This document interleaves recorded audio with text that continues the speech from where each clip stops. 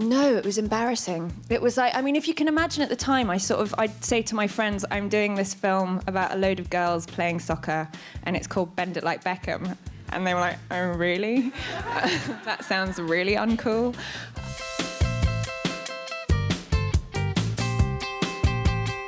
Keira. Hello.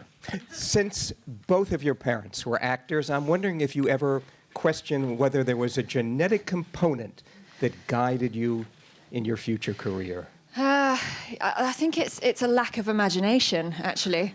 Maybe, I think it's very difficult to kind of have been brought up with actors and writers and directors and that kind of creativity and not be fascinated by it. You know, it always feels like you can change the world, or it did when I was small and I was watching my parents. So I think it was always something that I wanted to be a part of. Can you remember the first time you kind of sensed this is what you wanted to do? I never remember wanting to do anything else. I wish that I did, because I think it would be so much more interesting if I could say, yes, I wanted to be a fireman or I wanted to be something. But it was always, I mean, apparently, and obviously I don't remember, but apparently I asked for an agent at the age of 3. Did they get you one? No, they didn't, and I was really angry, and they finally got me one when I was 6. So it took a lot of work to get that agent. I'm pretty sure that I didn't know what one was. I think they were just always calling the house, and I didn't understand why I didn't have one.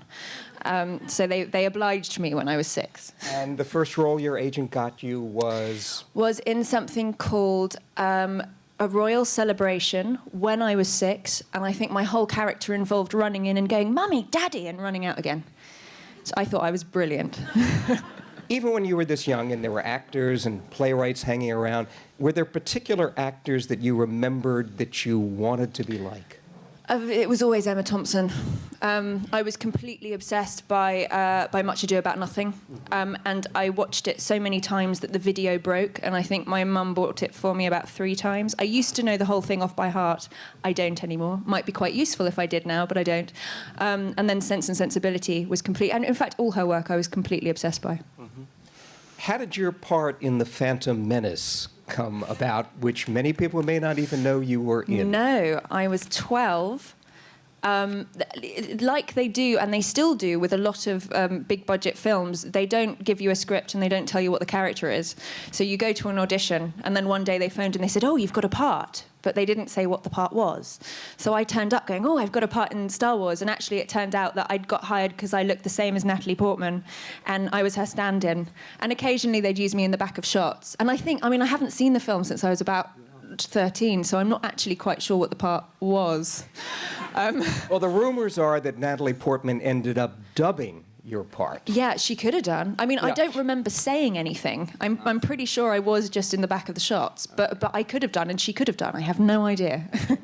There were several other roles in some British miniseries like Oliver Twist before your global breakout in Bend It Like Beckham. I wonder if you could take us through that adventure for you. Did you know going in that this was going to be something special? No, it was embarrassing. It was like, I mean, if you can imagine at the time, I'd say to my friends, I'm doing this film about a load of girls playing soccer, and it's called Bend It Like Beckham. And they were like, oh, really? That sounds really uncool. So we had absolutely no idea. And the reason I'd got it was actually because I'd done a film the year before called The Hole, which was about a bunch of teenagers getting stuck down a hole and dying.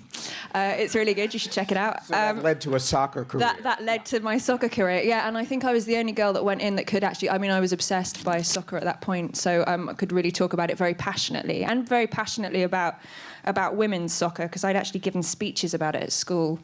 And so I think that's kind of what got me the part. Okay. But no, we had no idea. And I mean, still, it's kind of astonishing, you know, the success that it's had and the fact that it's lasted, because I don't want to say when I made it. I made it when I was 16, and now I'm 29. You do the math, I can't. Yeah. Tell us what it was like, though, when you started to sense that something was different in the reaction to this film and what it was going to do to you as an actress. Actually, I mean, at that point, I'm not sure that I ever did. It all sort of goes into a blur from 16. So 17, when Bend It Like Beckham actually came out. And I then got Pirates of the Caribbean, and I got Love Actually, and I got a TV version of Dr. Zhivago. And it just kind of all snowballed from that point. So from that point on, for the next sort of 5 or 6 years, I was just on a film set. And I think, I mean, the reason I got Pirates, or they wanted to see me for Pirates, was because of Bend It Like Beckham. So I suppose it did sort of launch all of that. Pirates was kind of like entering another galaxy. Here you were in the realm of Jerry Bruckheimer, big budget filmmaking. Yeah. Tell us what it's like for a Brit to suddenly enter this kind of Hollywood colossus. It was mad. I mean, and particularly, I don't know if it's as a Brit or just as a 17-year-old, you know. And I remember going to Hollywood for the first time, or actually, I'd only packed a small bag when I went over to make it because I was convinced they were going to fire me. And I actually went for that audition, and I was angry at my agent for sending me to it because I was doing exams at school. And I thought, there's no way I'm going to get this. This isn't, you know, this is so beyond. This isn't going to happen. And obviously, because I was so pissed off when I turned up, they were like, wow, she's got real attitude. This is great. And it worked. But yeah, I mean, yeah, it was mind-boggling, just the size of it and the amount of people. I mean, it's still mind-boggling, you know, the amount of people that it takes to make those sort of films, and the amount of money that you can literally see in front of you is quite frightening. What about the experience as an actress in the midst of such economic Well, I mean, I think it was splendor? more, I think really what I can say, not really remembering it very well, is that the Johnny Depp playing that part, because on the page it was an absolutely straight lead. There was none of the kind of Jack Sparrowness, none of the drunkenness, none of that was in there. None of the Keith Richards. None of the Keith Richards was in there, and so the first time I saw it was at the read-through and just going, wow, you can make that from that? How does that imagination, you know, is astonishing. And at that point, having... Was it a surprise for the director as well, that Depp was taking the character? I think the director knew. I'm not... Well, actually, no, I mean, he said the producers didn't. And I think they might have been quite shocked. And him saying, look, this is the only way that I can play this. And so if you don't want it, then that's fine. But this is the way I'm going to play it. So seeing that kind of... You know, that imagination and that kind of the balls of it was quite astonishing. From that, you went to another Bruckheimer extravaganza with King Arthur, and that kind of brings us to the fact that you have had to master so many physical sports, archery, you name it. I'm just wondering, what happens as an actress? How does one prepare for being so multi-athletic? I was a very athletic teenager. I really enjoyed sports. So it all seemed, I mean, and I was 18 when I did King Arthur, and it just seemed like a very natural thing to do. I really enjoyed all of that. I really enjoyed being with the stunt guys. I loved learning how to knife fight and sword fight, and I loved it all. And it was really, you know, it was a point where I was quite an angry teenager. And, you know, you don't get the angry young women roles. You get a lot of the angry young men roles, but not necessarily the other way around. And so I think I felt up to the challenge. And this kind of fueled your performance? In that one, I think it was more the blue paint that fueled my performance, if anything did. Okay. And beer. 2006 was your first collaboration with your probably most prolific collaborator, which was director Joe Wright with Pride and Prejudice. Can you talk about your first experiences meeting Joe and what he's like as a director? The meeting didn't go well. We hated each other. He flew over to Montreal where I was shooting a film called The Jacket, and I had to be up at 5 a.m. the next morning. Again, Pride and Prejudice was something that I didn't want to go for because it was my favourite book, and I couldn't bear the rejection if he turned me down. So I'd actually said to my agents, please don't put me up for this. And they'd said, no, we're putting you up for it. And because Pirates had come out, the producers were obviously very keen. Joe Wright wasn't very keen. So he'd been forced... And was that clear? Right no, he's not a man that minces his words. He makes things very clear, yeah. So he came into the interview not wanting you, and you came into the interview not wanting it. Yes, and he was 2 hours late because he'd flown in from New York and something had happened. So it was suddenly 10 o'clock in the evening, and I had to get up at 4:30 in the morning, and I was shooting the next day, and he was really angry. And I was kind of like, oh, this guy really hates me, and what am I doing here anyway? It was an awful meeting. And for some reason... everybody persuaded us to meet again in London, sort of 2 weeks later, and we met in a hotel bar, and suddenly just clicked, and instantly I started telling him to fuck off, and he started telling me to fuck off, and that's been our relationship ever since. It's a beautiful chemistry. It's a wonderful chemistry, yeah.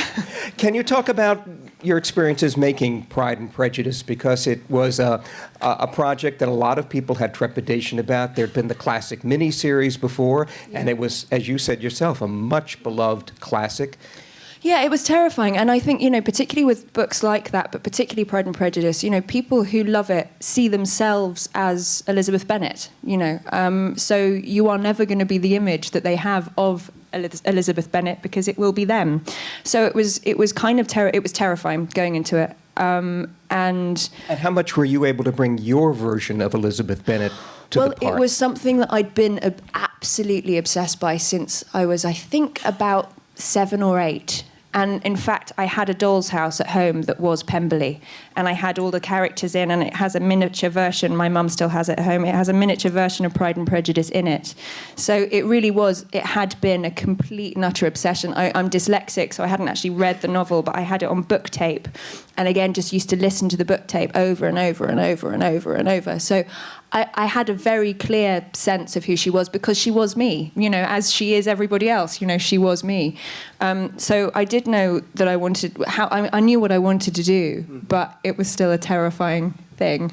And your collaboration with Joe, did it permit that kind of creative passion to come through for Elizabeth? Yeah, I think with Joe, he at that particular point, being a teenager who's come out of sort of big blockbuster films, there was a lot of criticism and a lot of people saying she's shit, she can't act, she can't do it, what's the point, she's pouty, she's thin. And of course, being a teenager, you do read it all and you do listen to it all and you go, oh my God, I'm that awful. I really am that awful. And, Joe was the first person, actually with John Maybury, I mentioned a film just before called The Jacket, and I've worked with John Maybury twice, and I had both of them back to back who went, put your head down, work, you can do this, prove them wrong. And anybody needs that kind of support, and I was incredibly lucky to have got it at 19, at that particular time where they just went, you can do it. And that belief really, really was has meant so much and continues to. I've made 3 films with Joe and 2 films with John, and they've both been amazing. After you made another Pirates movie, do you want to talk a little bit about Pirates Part 2 for you, or? Oh, pirates, so many pirates. It took such a long time. I think I started it when I was 17 and I didn't finish it until I was 21. So it was like college. It was college. It was piratical college. It's weird. I don't really remember a lot of it. It was a lot of green screen, a lot of being hot, a lot of running around. The second 2 films weren't written necessarily when we started, so it was a lot of but the sets had been made. So I remember a particular time sort of going onto set and having no idea why we were there, or it was Chinese, and I thought, wow, are we in China? And nobody could really tell because they didn't quite know. And nobody had given because you have to get every executive has to say yes to the script, and they hadn't, but we needed to shoot the scene. So I remember being given a speech that was written on the back of a piece of notepaper, and it's like, but what does it mean? And they said, don't worry, just say it, just say it. So standing there going, okay, I'll say this, I've got no idea. It's yes, they're amazing creations, those things. And Johnny Depp was just saying, be Jack Sparrow. Be Jack. Once you've got a character like that, you can be that character, yeah. Wow. After you made the second Pirates movie, you collaborated again with Joe Wright for the very big canvas work of Atonement. Talk to us about that experience, because here is Joe leaving the 18th century and moving up. Yeah, I think the thing that Joe always does, which is incredible, is create a family. And he did it on Pride and Prejudice, and we'd all live in the same place, and there'd be parties every weekend, and you socialise, and it's very much, it's sort of what the theatre community is like, and that's what, and he also makes sure that there's rehearsal at least 2 or 3 weeks, which is pretty much unheard of in film, at the beginning. And he did exactly the same thing on Atonement. So I was living in a house with Benedict Cumberbatch and with all the other actors, and it was very much, we're in this together, we're living together. You live it and you breathe it, and it's an extraordinary thing, because at the time, it feels like the most important thing on earth. It feels like, it has to be everything. And I think really making films it's a very strange thing to do, but it does have to be that important. You know, it has to feel that important at the time. And that's what I always love about working with Joe, is he makes it feel like life and death. Of course it isn't. You know, you come away at the end of it and you go like, what? It was a movie. But at the time, you know, it really is that important. Well, talk about that creative ferment. Does that come primarily from having a long rehearsal period, or what produces that kind of intensity? I wish I could answer that. I mean, I think yes. I think it is. I think it is the rehearsal room, because the whole point of a rehearsal room is making mistakes. You know, it's creating a safe space and a safe environment so that you have the time to fail, which isn't what a film set is. A film set is, you know, we have to shoot this scene now. We have to get it done by the end of the day. I don't know is not something that you can say on a film set, but I don't know is a really important thing to be able to say when you're kind of developing a character. And it's also, you know, once you've fallen down in front of your fellow actors, once you've made a mistake, once you've done something terribly, it kind of binds you together as a team. And once you've found the way that it works, it binds you together as a team. It doesn't necessarily when you're on set, because then you're just going, oh my God, this doesn't work, and what the hell are we going to do? And that panic sets in. But I think that, yeah, that time of bonding is really important. For rehearsals are kind of a luxury. I mean, yeah. I'm sure you've done most of your films haven't permitted that kind of process. Nope. What happens then? You really hope it's going to be okay. And sometimes it's not. And you know, I mean, I think as you go on, you know, you learn how to fake it. You learn how to create characters on your own. You know, you do the preparation that you need on your own, whether that's you working with an acting coach, whether that's working with a dialogue coach, whether that's just going through. You learn your trade, and I think that's what most people do. Mm-hmm. A lot of us have never been on a film set. Can you talk about the feeling you all have about whether a film is going well or not going well? You have no idea. I mean, you have no idea about the end result, really, I don't think. I've been very wrong about a couple of them, both ways, unfortunately. I mean, I think, you know, you can only hope to do the best work that you can that day, because film is a collaborative medium. There is a million times where it can go wrong, and there are a million times when it can go right as well. But, you know, you can not have communicated properly to a director, and the director cannot have communicated properly to the crew, and the crew, you know, I mean, there are a million. It is a miracle when it actually works. Mm-hmm. It's never what I imagine it's going to be. Can you speak about your biggest surprise in finally seeing a film? My biggest, they're all a surprise, really. I mean, they really are. When they work, they're all a surprise. When they don't, you go, oh, okay. But yeah, no, they are. I mean, I think Begin Again was a surprise that it worked, because it was 25 days and we were really up against it, and it was a lot of improvisation, and I'd never really done that before, and it was such a flash that it was sort of like, I've got no idea what just happened there. So that was great when that worked. But equally, Imitation Game, you know, because it was a difficult subject. It's a difficult subject matter. You haven't seen it, so you won't know. But you know, I mean, it's a really tricky one, and it's a tricky one to kind of to make that subject thrilling if you're not necessarily of a mathematical mind. You know, I mean, it's so yeah, they're all a surprise when they work. In 2008, you made a classic film, at least in my mind, The Duchess, which cast you back into the 18th century. And that brings up the whole topic. I can't think of an actress that has done more historical periods than you. Helena Bonham Carter. I mean, most English actresses, actually, have done a lot of period. But yeah, go on. What is it like to live the past? I love it. You know, I mean, I've always loved history, and I love the sort of sense of freedom, because you can imagine what it's like. Nobody knows. You know, you're not constrained by what we know of today. We know what our society is. We know what our cities look like. We know how we dress. We know how we work. You know, when you're dealing with 1860, okay, you can pick up a history book, but really, if I tell you it was slightly different, and I say, well, I've read a different history book, you're not going to completely know that I'm lying. You know, I mean, so there's a lot of freedom in it, which I really enjoy, and I love the imagination of it. You know, and I love the fact that we think we've changed so much, and human nature hasn't changed. You know, we make the same mistakes again and again and again and again. Mm-hmm. And I'm sort of fascinated by that. In the case of the Duchess, you had Amanda Foreman's fabulous book about the Duchess. Did that guide you in terms of your own historical research, or? Yeah. Yeah, it was hugely based on that. It was I can't quite remember, but it was the problem is I never remember any of the research I've done. If I could remember it, I'd be really clever, but it just kind of completely leaves my brain as soon as I read the books.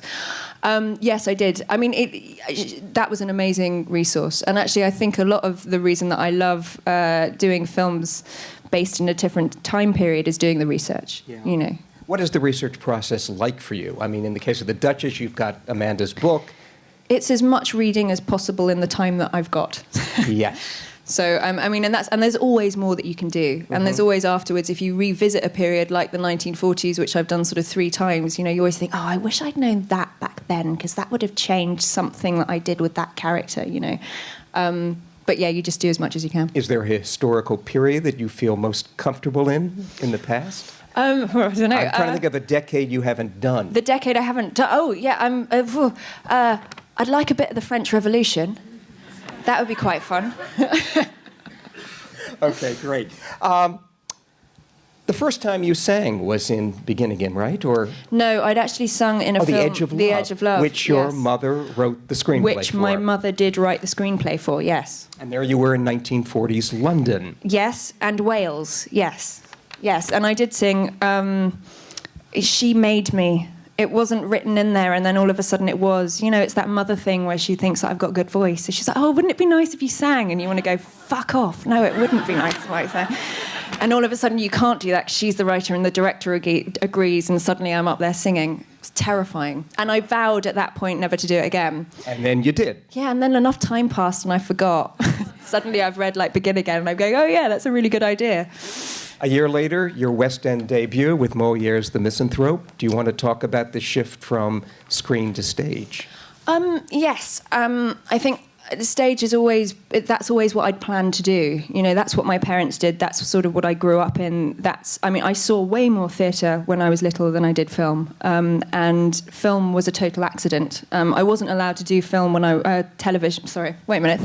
God, I'll get there in the end. Theatre when I was little because it would have meant too much time off school, or it would have meant kind of late nights and not being able to do the day. So I was never allowed to do it. And then suddenly film took over. And I'd got to a point with film where I knew that I'd hit a brick wall, and I sort of really kind of physically felt not being able to emotionally sort of get to that other bit that I knew was there. And I was seeing characters in a different way, but I couldn't quite reach it. Was it because of the limitation of parts that were offered, or...? I don't think... No, I think it was... maybe it could have been that, but no, I think it was technical. I think I technically didn't know how to get over whatever that wall was. I couldn't... I think now knowing, actually, I really badly suffered from stage fright. And not having been on a stage, I didn't know that it was stage fright. So...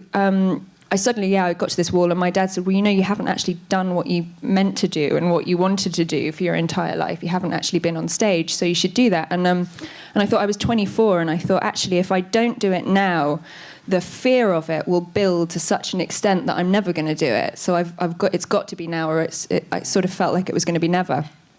And it was terrifying. Yeah, so stage fright fully manifested itself. itself. It fully manifested itself, which just meant that I went, oh, okay, so that's actually what it was on set. And so that's what I've got to work on, because actually what it needs to be is it's relaxation, which is what every actor, you have to work from a place of relaxation in order to sort of feel free to kind of try things. Mm-hmm. And actually being on stage, and actually it was the first time that I really saw other actors prepare, because as much as there was a rehearsal with Joe, it was still a very kind of film-like rehearsal where really everybody's prepared before and everybody knows what they're doing. Whereas with this one, it was really seeing actors go from nothing to preparing a role, and it was fascinating. After the experience, did you almost have a moment of crisis saying, maybe I should do stage exclusively? No, I'd had the moment of crisis before. No, it was, again, with that one, the preparation of it, I'd prepared it with such a lot of fear that I knew that fear was a part of the performance. And so I wanted to do theatre very quickly again because the fear had gone. And I thought, right, okay, now this is interesting because now the fear's gone. Now you can get to somewhere different, which happened when I did the Children's Hour, which was only sort of a year later. 2010 was, I think, a really fascinating year in your career. You did Never Let Me Go. And my favorite film of yours, A Dangerous Method, where you played Carl Jung's patient and then mistress, Sabina Spielrein. Can you talk about what it was like to work with David Cronenberg? Amazing. Yeah, he's incredible. I mean, you do 2 takes most. You do 2 shots most. You know, I mean, he knows exactly what he wants. Everybody is so unbelievably prepared and totally ready and completely concentrated because you go in knowing that he expects you to get it in one. You know, he expects you to be ready. He expects it to come out. And so it's amazing the kind of shift in concentration. You know, quite often on film sets, if you know you've got 13 takes, if you know you've got 3 days to do something in, can get a little bit flabby. You know, people can kind of go, oh, well, I'll find it, I'll get there. Which sometimes can be great, but people find it at different times. So as actors, quite often you won't feel that magic thing where it's real. Whereas when you work with David, because you know it's got to come out, the magic, real, strange thing that is kind of like the drug of acting happens very quickly. Well, this brings us to the whole topic of directors. We talked about Joe and now David. Can you talk about the whole chemistry that goes on a film set between a director and an actor? I don't know what it is, you know. I mean, I think I've worked with people who are really different, and I think that I can go, oh, yes, that's the kind of director that I like. And then I'll work with somebody completely different because Joe and David are totally different. And you go, oh, no, but this is a whole, you know, this is a whole other thing, and this works for some reason. I think it's just somebody who gives you confidence or gives you feel like you're supported. Anna Kay, do you want to talk about that, your third collaboration with Joe Wright? Yes. Kind of remarkable because when Tom Stoppard wrote the script originally, he conceived of it as a grand Russian epic. And then something changed. We didn't have the money. They realised that to do it in the naturalistic way would have cost 60 million, and they only gave him, I think, but just under 30, and there was just no way of doing it. So he had to very quickly think on his toes and kind of go, okay, this has got to change. And so in about a week or something ridiculous, he came up with this concept of it being set pretty much in one location, which was this sort of magical theatre. What was it like when he had to approach Stoppard and basically tell him this isn't going to be set in Russia? I don't know. I wasn't part of that conversation. You know, I mean, I think everybody was up for it. You know, we all wanted to get the film made. We all understood that there was no way to make it, that nobody was going to give 60 million for that. And so everybody was like, okay, let's go for the challenge. I mean, also in Joe's work, and being a friend of his and having creative conversations, I always knew that he was getting more and more and more interested in going away from naturalism and doing something kind of very different. So I wasn't surprised at all when he said, okay, come to my office, I want to show you something. And I was like, oh, fucking hell. And it just had all of these pictures of this thing, this theatre. And I was like, right. And he's like, and there's going to be dancing, and we're going to do like really weird movement. I'm like, oh, right, okay, good. Did it call for a different approach to your performance, given the fact that it was quasi-naturalistic? Yes and no. I mean, the dancing aspect was a big thing, and physically really, really tough. And actually, the whole way that he shot it, because we wanted to keep a certain naturalism to her, and heightened, but you know, and we wanted it to be very emotional. And quite often, you know, if you get a very stylized piece, the performances are quite neutral, because it's really difficult. You know, you're doing 30 takes, and you've got to get that tear to time out, to drop exactly when the camera spins in and gets you through that mirror. And it is going to take 30 takes to get that, because the focus is going to take 25 takes to get it, you know. So it was technically the most difficult thing I've ever done, definitely. Even though it was on a smaller budget than the grand scale it was originally envisioned. Yeah, I mean, I think it would have been much easier as an actor to film it if it had all been naturalistic. But it would have been less challenging and therefore less fun. Brings us to your latest project, The Imitation Game. How did this come about, and what led you to the discovery of Joan Clark? It came about, they phoned up and offered it to me. That's how it came about. I mean, I'd first read about Alan Turing in about 2009 in The Guardian, where there'd been this big push to kind of get him pardoned. And read an article and gone, how do I not know about this person and what he did and what had been done to him, which is so completely horrific. And I had a weirdly, that day, lunch with my agent and said, do you know about this guy? And she'd actually seen a play about him sort of a few years before. And then 2 or 3 years after that, phoned up and said, do you remember that Alan Turing conversation? Well, they've offered you a part in it. Do you want to do it? And I said yes before I'd even read the script or really knew what the part was, just because I think, as everybody in that project felt, they wanted to be a part of trying to get his name to a wider public. Well, not only is Turing brought to the public attention, but so too is the crucial role of Joan Clark. And as one of the only women in the film, I wonder if you could talk about. Okay. Yeah. If you could talk about her pioneering role in all this. Yeah, I mean, the Joan that you see in the film, it is a drama and it isn't a documentary. So she's a little bit of an amalgamation of a couple of people, but it is true that she was part of the team that broke the Enigma code in the Second World War, and she was very briefly engaged to Alan Turing before he said, "I can't do this, I'm gay." And she actually did. I mean, which happened the next day. Well, no, in reality, they were engaged for 6 months. So, and actually, as you will, if you see the film, as happens in the film, he says, "I'm gay," and she says, "Oh no, it doesn't matter." And actually, that did happen. She did have a minute of going, "No, maybe it'll be all right," and then going, "Oh no, maybe it won't." You've made movies all over the world. I wonder if you could talk specifically what it's like as a Briton to make films in Britain. I mean, over the course of my career, I've really gone out of my way to make films in Britain. I've wanted to. It's very much my home, and I'm fascinated with my culture, I suppose, very simply. There's less money. The food's not as good. We have shorter working days because we can't afford the overtime, which is quite nice. Yeah, I mean, I love working there. I love the fact that it's a very small industry, and I know a lot of the crew members, so you instantly step into it and you feel like you're in a family already, and that's fantastic. Looking back on your career, what do you see as your favorite parts of it? Oh, God, I don't know. I feel like I've died looking back. I mean, I think Dangerous Method is the thing that I'm most proud of, because it was the decision to play it like that was one that we always knew would split people, and it did. And it felt quite punk. And it was... You appeared in torment almost through... I was very definitely in torment, yeah. I mean, but it was also, as far as a research time, it was the happiest that I've had. I just found it totally fascinating. And working with a director that went, no, don't go for the easy option. Go for the one that's going to split everybody. Why wouldn't you? Was amazing. And so when you took the role originally, did you know that Cronenberg was going to turn you into such a difficult person? No, I mean, all he said to me was, I've hired you, you do it. Okay. Anything else? And he was just like, yeah, just make sure the tick's on the face. Go away, do the work, and show me what you come up with.